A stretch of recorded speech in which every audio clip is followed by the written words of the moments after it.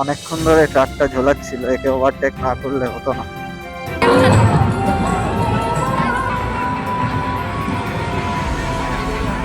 সব মজার মধ্যে আমার একটা বড় ক্ষতি হয়ে গেছে।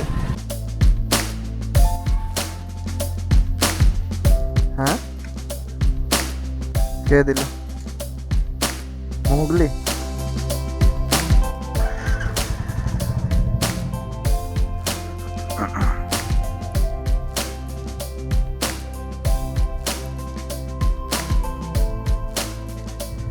তো হ্যালো বন্ধুরা, welcome back to my channel. আশা করি তোমরা সবাই খুব ভালো আছো। সময় ঘড়িতে বাজে বিকেল 7টা, আর আমরা বেরিয়ে পড়েছি একটা জায়গায় যাওয়ার জন্য। তো এটা হচ্ছে করুণাময়ীর ওখানে একটা রাজস্থানী মেলা হচ্ছে। মেলাটার নাম হচ্ছে মারুধর মেলা। এটা সেন্ট্রাল পার্কে হচ্ছে। সোশ্যাল মিডিয়ার থ্রুতে জানতে পারলাম, তো ভাবলাম চলো যাওয়া যাক। অনেক দিন কোথাও যাওয়া হয়নি। এটা রাজস্থানী থিমে একটা মেলা হচ্ছে ওখানে, তো বেরিয়ে পড়েছি। ঠান্ডা আজকে প্রচন্ড আছে।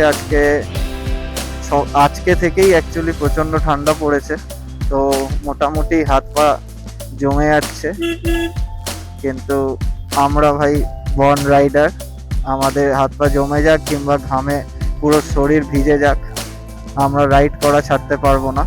আর তোমাদেরকে বলে রাখি, আমি এর আগেও একটা ভিডিওতে বলেছিলাম যে আমাদের এই ডিসেম্বর মাসে 12 তারিখে একটা ঘুরতে যাওয়ার প্ল্যান হওয়ার ছিল, কিন্তু ওই প্ল্যানটা সামহাউ ক্যান্সেল হয়ে গেছে। আর আমি সেই আপডেটটা তোমাদের একদমই দেওয়ার সময় পাইনি। ওই প্ল্যানটা খুবই ভালো একটা প্ল্যান হয়েছিল, কিন্তু প্রবলেম হচ্ছিল, তার জন্য আমাদের ওই ট্রিপটা ক্যান্সেল করতে হলো। এই ট্রাকটা দুটো মার্বেলের পিস নিয়ে যাচ্ছে, আর তার জন্য খুব বিচ্ছিরি আস্তে চালাচ্ছে। একে কেউ ওভারটেক করতে পারছে না। খুবই জ্যাম লেগে গেছে, পেছনে দেখতে পাচ্ছ বড় জ্যাম লেগে গেছে। তো আমরা অলমোস্ট 55 গ্রাম বাইপাসের কাছাকাছি এসে গেছি বলতে পারো।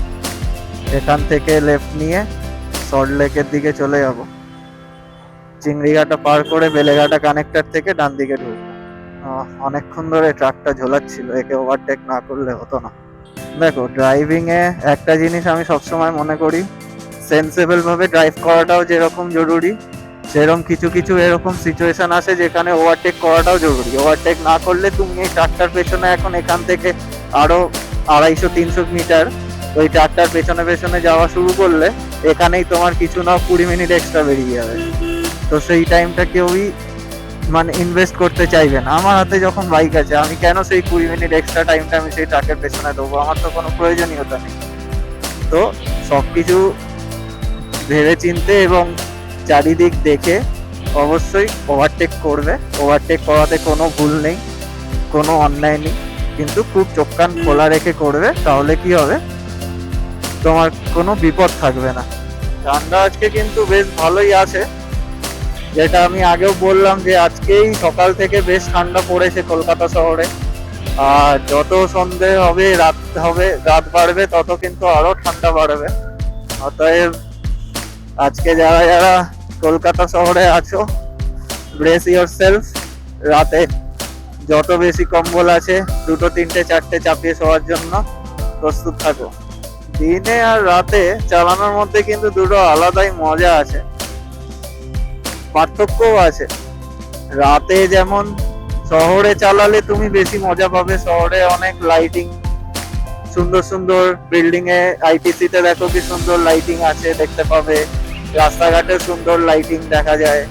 আর এখন ক্রিসমাসের টাইম, এখন তো সব জায়গায় লাইট দিয়ে সাজানো। তো রাতে শহরে চালালে বেশি মজা পাবে, আর দিনের বেলা কিন্তু হাইওয়েতে চালালে বেশি মজা পাবে। আর দিনের বেলা হাইওয়েতে যে সিনিক বিউটি দেখতে পাবে, সেটা রাতে পাবে না। রাতে অন্ধকার পাবে, কিছু দেখা যাবে না। অফিস জ্যাম দেখে এটা মনে হচ্ছে না। প্লাস আজকে 29 তো আছে, তো সব অফিসেই একটু চাপ হালকাই থাকবে। যত হচ্ছে গিয়ে তোমার বড় বড় উইপ্রো, টাটা, এইসব কোম্পানিগুলো আছে, এরা তো ওয়েস্টার্ন কান্ট্রিজদের সাথে ওদের প্রজেক্টে বেশি কাজ করে। তো আর ওয়েস্টার্ন কান্ট্রি মানেই ওদের কাছে ক্রিসমাসটা একটা বড় উৎসব।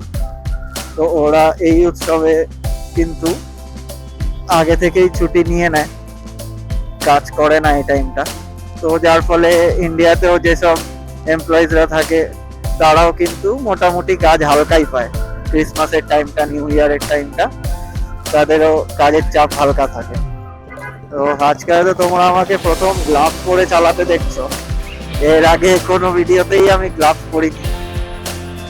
রাইডে গেলে অবশ্যই পরি, কিন্তু শহরে চালালে পরি না, আনকমফোর্টেবল লাগে। কিন্তু আজকে পড়ার পেছনে কারণ আছে। আজকে কারণ হচ্ছে আজকের এই বিশাল ঠান্ডা। ভাই গ্লাভস না পরলে চালাতেই পারবো না এত ঠান্ডায়, ওই জন্য বাধ্য হয়ে গ্লাভস পরতে হয়েছে। তো বেলেঘাটা ক্রসিং থেকে ডান দিক তো নিয়ে নিলাম, এবার এখান থেকে আর বোধহয় 10 মিনিটই লাগবে, 10-15 মিনিটে পৌঁছে যাবো। তো খুলে দেখে না একবার, ঠিকই আছি আশা করি। আর কোন জায়গাটায় যাবো ওটা দেখতে হবে। ও সামনে শিপ্রাকে দেখছো, সেই নাচাচ্ছে ডান দিক বাঁ দিক, ডান দিক বাঁ দিক। এদের এই নাচন কদনের চক্করে বাকি প্রাইভেট গাড়িগুলো মারা যায় পেছনে। তো বর্তমানে অফিস ক্রস করছি এখন, এখান থেকে বাঁ দিক নিয়ে নেবো, যা ম্যাপ দেখাচ্ছে সেই অনুযায়ী। হ্যাঁ, আকাশের ওদিকে আলো চলছে, মনে হচ্ছে ঠিকই এসছি। গেটটা কোথায়? গেট তো এইটাই মনে হচ্ছে, তাই তো মনে হচ্ছে। হ্যাঁ এটাই আছে, এখানে পার্কিং নেই। সামনের ওইটা দেখি ওইখানে আছে কিনা। তো পৌঁছে গেলাম, বাইক রেখে দিয়েছি। তো চলো হেলমেট ফেলমেট রেখে তারপর তোমাদের সাথে আবার দেখা হচ্ছে।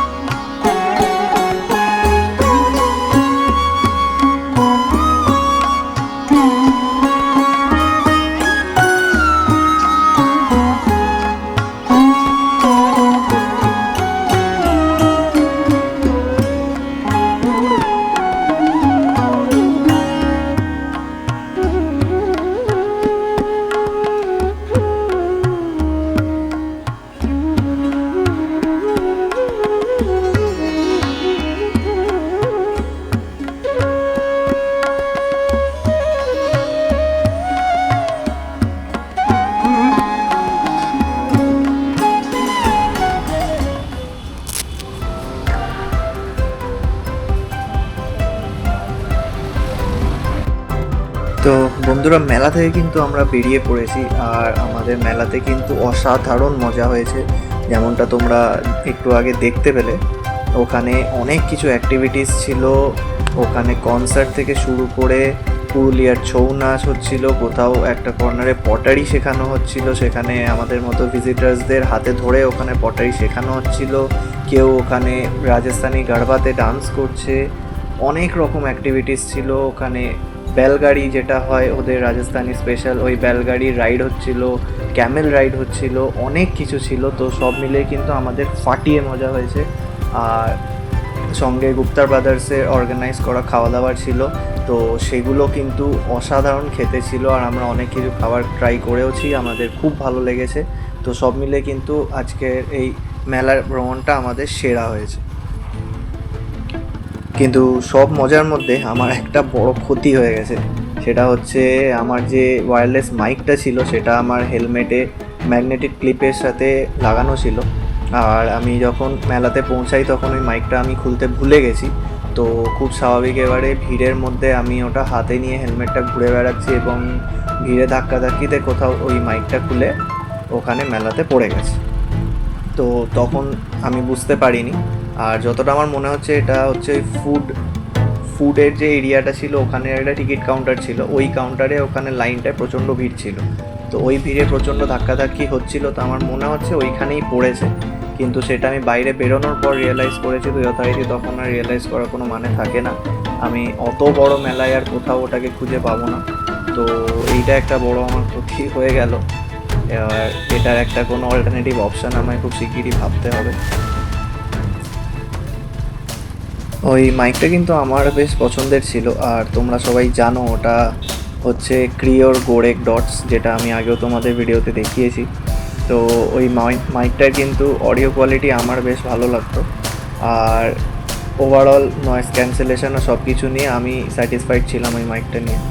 তো যাই হোক, এখন আর কিছু করার নেই, মাইকটা হারিয়ে গেছে। তো দেখতে দেখতে আমরা সায়েন্স সিটির কাছাকাছি পৌঁছেই গেছি, আর আজকে সব কিছু মিলিয়ে ভালো খারাপ মিলিয়ে দেখতে গেলে কিন্তু রাইডটা বেশ ভালোই হলো। মেলাতে পাটিয়ে মজা হয়েছে, শুধু শেষে মাইকটা হারিয়ে গেল এটাই যা, বাট ওভারঅল কিন্তু আমাদের সেই মজা হয়েছে, আর বিকেলটা খুব ভালো স্পেন্ড হলো। তো আমরা না জেনারেলি এই ধরনের কোনো মেলায় সচরাচর যাই না, কেন কি আমরা তো বাইরে ঘুরতে ভালোবাসি। তো মানে শহরের এই ধরনের কোনো মেলা বা এইসব ভিড়ের মধ্যে যেতে ঠিক ইচ্ছা করে না। আর প্রথমেই যখন এই মেলাটার কথা শুনি তখন এটা শুনেই বেশ এক্সাইটেড ছিলাম, কেন কি যেহেতু অন্য একটা স্টেটের অন্য কালচারের পুরো মেলাটা, মানে ওইভাবেই তৈরি করা হয়েছে মেলাটা, অন্য স্টেটের অন্য কালচারকে অন্য ট্রেডিশনকে দেখিয়ে। তো এটা দেখার জন্য আমি খুব এক্সাইটেড ছিলাম। আর এই ধরনের একটা মেলায় আমি অমৃতসরও এর আগে গেছি, ওইটাও খুব সুন্দর ছিল, একটা ছোটো এরকম গ্রামের মতো একটা মাঠের মধ্যে সাজানো ছিল, যেমনটা এটা ছিল সেম পুরো সেরকমই। তো এই ধরনের মেলাগুলো কিন্তু দেখতে খুব ভালো লাগে। দেখো, নিজের স্টেটে নিজে বাংলায় ছোটো থেকেই পৌষ পার্বণ বলো বা রাসমেলা বলো, এগুলো সব দেখে এসছি। তো এগুলোতে নতুনত্ব আর কিছু নেই, মানে যত রকম ক্রিয়েটিভিটি সম্ভব এর মধ্যে আমরা সব রকম দেখে ফেলেছি, সব রকম মেলা সব জায়গায়। তো অন্য স্টেটের বা অন্য কালচারের যখন মানুষজনদের সাথে মেলামেশা করার সুযোগ পাওয়া যায়, বা তাদের কালচারকে তাদের ট্রেডিশনকে আরও ক্লোজলি জানার সুযোগ পাওয়া যায় না, তখন সেটাতে দেখবে আরও এক্সাইটমেন্ট বেশি থাকে, সেটা দেখতে আরও বেশি ইচ্ছা করে। তো সেরকমই একটা ইচ্ছা আমাদের মধ্যেও ছিল, তো সেই জন্যে এই মেলাটা দেখতে এসেছিলাম, আর সেটা খুবই সার্থক হয়েছে, আমরা খুব এনজয় করেছি। তো এই ছিল আজকের আমার ব্লগ। তো ভিডিওটাকে বেশি লম্বা করব না, আশা করি তোমাদের সবার খুব ভালো লেগেছে। তো যদি তোমাদের ভালো লাগে প্লিজ ভিডিওটাকে একটা লাইক করো, আর অবশ্যই সবাইকে ভিডিওটা শেয়ার করে দিয়ে আর চ্যানেলটা সাবস্ক্রাইব করে রাখো, যাতে এই ধরনের আরও আমি ভিডিওস তোমাদের সামনে নিয়ে আসতে পারি। তো আজকের জন্য এতটুকুই, দেখা হচ্ছে আবার পরের ভিডিওতে, ততক্ষণের জন্য টাটা।